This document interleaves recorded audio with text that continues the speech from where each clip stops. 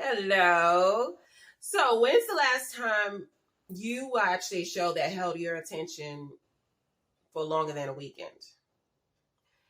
In the era of Netflix and chill, and binging a TV show like it will become obsolete by Monday, viewers have become accustomed to consuming content at rapid speed and moving on to the next without much appreciation for the story or its storytellers. So, are subscribers ready for the reversion of the old way of consuming content, which is the trickle down of weekly releases rather than the binge model? But then again, the binge model is what drew subscribers to platforms like Netflix. So, I don't know. That is the question, right? Hello, my name is Tamika, and thank you for stopping by Junkie for a Story. Whether you are here by intention or accident, thank you for watching and listening. I hope you do enjoy this video, and if so, please give it a like and subscribe at the end. And don't forget to hit the bell for notifications so you won't miss out on any new releases. And now, on to the video.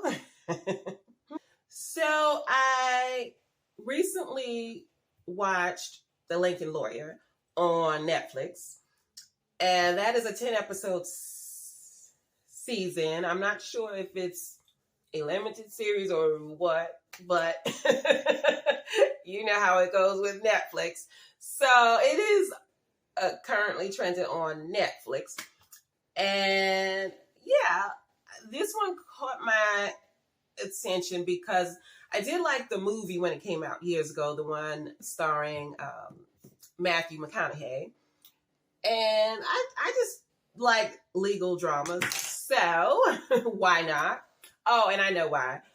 Also, the creator, David E. Kelly, he is the one behind Ally McBeal, and I can't think of, he's a well-known TV producer, and he makes pretty good stuff. So I knew I would be satisfied with what he came up with for the series. So anyway, The Lincoln Lawyer. We meet Mickey Haller, played by Manuel Garcia Rulfo, something like that, sorry. But we meet him when he is called to speak with a judge who advises him that one of his fellow attorneys left him his practice. This attorney, we find out, has been murdered due to events that are later revealed as the show goes on. So Mickey, it turns out, has been inactive in the legal profession for about a year and a half, and those reasons are revealed again as the season progresses. And so when he acquires this law practice, the deceased lawyer was in the middle of a case that Mickey realizes maybe what led to him getting killed. And so, yeah, he's got quite a lot to deal with. So he is feeling the need to prove himself, but also he is dealing with a, how do I say it, a reluctant client who doesn't have much confidence in him, but also the client is wanting to be his own legal counsel, kind of. He's basically telling Mickey how this is going to go. So he has that struggle, but at the same time, he has his personal issues to tend to as well. Now, his personal life is a bit messy.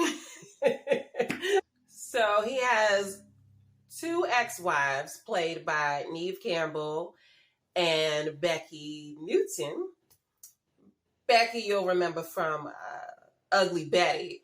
I was watching her and I was just like, she looks familiar, but I can't figure it out. Okay, and then I finally realized that's where I know her from. Okay, so yeah, and then Becky, I can't remember her character's name, but her character, I believe she's referred to as ex-wife number 2, at least on his phone.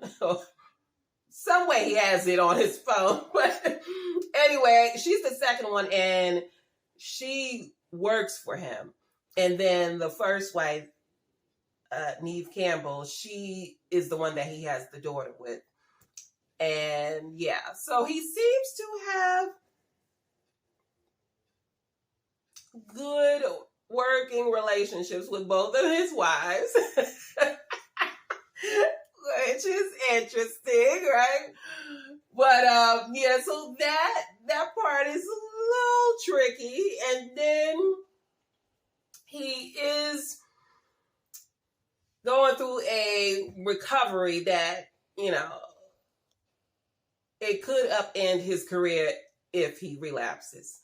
So that is the line he is walking while trying to prove himself in this sort of second chance that he is getting with his career. So I really enjoyed this series because the acting was great. The writing, I could tell. I mean, I loved the way the backstory of Mickey Haller played out, and it wasn't just all thrown at you. But I would say I would say it ended on cliffhangers, the episodes, but it did end with you asking questions that would leave you wanting to continue on to the next episode. So again, that's a testament to the writing. And like I said, David E. Kelley is a master, so I would expect nothing less from him. But yeah, this was I think it was a great first season, and I hope Netflix will pick it up for a second season, but yeah. So, but it did remind me of a limited series I saw last year on Netflix, Clickbait, which was about a family man. He was taken hostage with a ticking clock on his life, but the tables turned when the police questioned whether he's a victim or accomplice in a crime. It all plays out on social media, which adds to the thrill of the story. So I remember when this came out in 2021, and it was trending on social media for I want to say just a weekend. But I thought the premise was really, in my opinion, it was so original. I had never seen anything like that. And then it was just I think I watched it in probably a weekend, I'm thinking. But it was such a thrill just to watch it. And then it was just gone, and you don't hear anybody talking about it anymore. So it just reminded me of how we have since, with the inception of streaming services, we have lost appreciation for storytelling, because we're so used to being able to consume it all at once, and then we move on to the next thing, And I think weekly releases would be good for sustaining an audience, I guess, because if you sort of stretch it out just a little bit, then people are talking about it for a longer period of time. Whereas if you just have it all released at once, well then, if the majority of your audience has seen it within a weekend, well, then they're not going to talk about it like a month later. They're usually going to talk about it that weekend, and then they're done. They're moving on to the next. So I think it gives the impression that, these shows can be produced at rapid speed, and it doesn't take much, when it really does. I mean, not that I would know from experience, but I imagine it takes hard work, and we're not really respecting the work that goes into producing shows and movies, etc., because we're just on to the next. I mean, yeah, it's a little sad. I mean, for me, it's sad to see how people move on so quickly. I'm just like, but do you see what they did right there? The geek, the nerd in me is just like, look at that.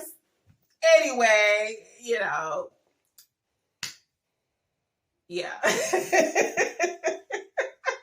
I'm probably the only one like looking at it like, oh, look at what they did right there. I'm just, and I'm the type, when I watch something, I'm looking at the credits like, who did this? Who did that? And I think it's just lost on us as viewers, the majority of us, what goes into the making of a TV show or, movie, documentary. We just want to see the next thing. But it sounds like Netflix is going to move into doing weekly releases, which I know Hulu does that. And I like when they do that, though. I watched the thing about Pam, I think.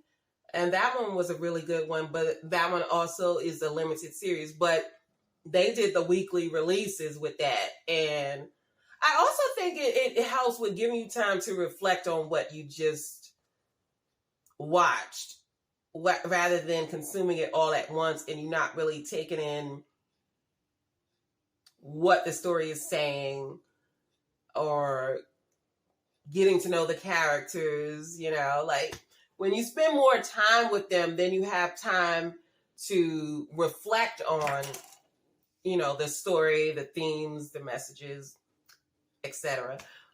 But yeah, so apparently Netflix is going to go that route and do weekly releases, but it doesn't sound like everything is going to be weekly releases, but it sounds like they are introducing that. So we'll see how that goes.